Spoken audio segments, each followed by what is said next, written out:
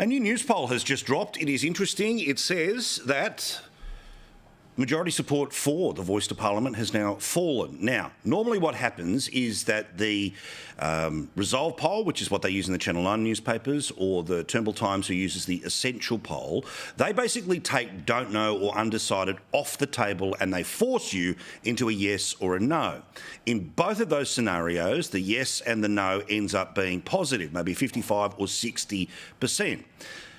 The poll that's just been released by Newspoll has reintroduced the question of undecided. Now, if undecided is genuinely don't know or undecided is polite no, neither of it is good for the yes cause right now. According to the poll, which has just come out on the Australians website, it is 46% yes, 43% no, 11% undecided.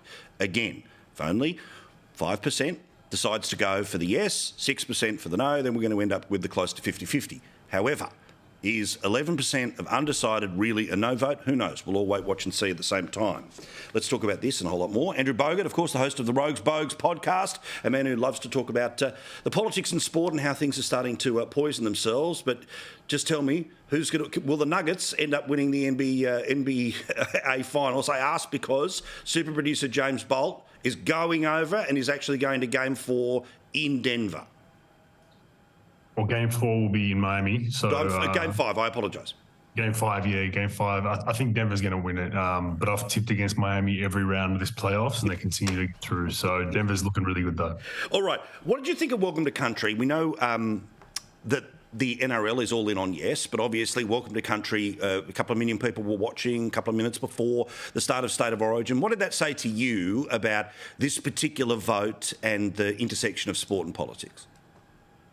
What it is, it's exactly that. I mean, sporting organisations all around Australia have obviously put forward a yes, which I find, I mean, I'm undecided. I'm probably one of those undecided people that He's legit undecided, or is that the soft no? Well, the reason why I'm undecided is I don't know what is it? Yeah, I'm not explaining it on TV, but it's a fair question. It's a very fair question. What am I voting on? What am I voting on?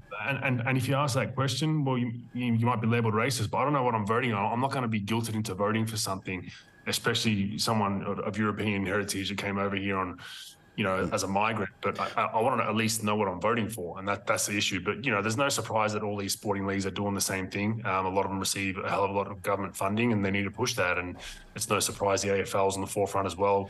Brand new stadium in Tasmania, do the math. Yeah, exactly. By the way, the Essential poll, again, this is in The Guardian. This is as lefty as we go, says only 30% of people who are voting yes would be able to explain what it is. So you're well and truly in the majority of people going, hang on, sorry. It's so ridiculous. What is 30% of the people saying yes?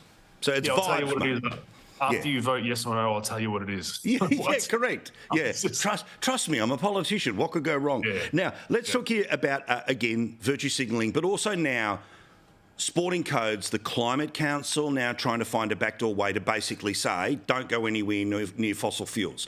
Now, this is how lefties always win, right? Which is, it's one thing for the athlete to say something else, but when, like ESG, you get this third-party organisation that's thumbs-upping or thumbs-downing your associations, does Cricket Australia want a black eye from the Climate Council? Of course not. Well, then that would leave us with no away games, right, Paul? So yes. if you're not going to use fossil fuels and petroleum, you can't get on a plane or a bus, or you can't get to and from your road games. So it would be an interesting sporting league when you have to play it via Zoom. Yeah, very good point. Very good point. All right, mate, I'll let you go there. Thank you so much, Andrew Bogut. His podcast is the Rogue Bogues podcast. All of those details on, it's not iTunes anymore, but Apple Music, Google, you know how to get there. Thank you, great man. We'll talk to you again in a couple of weeks' time. Thank you.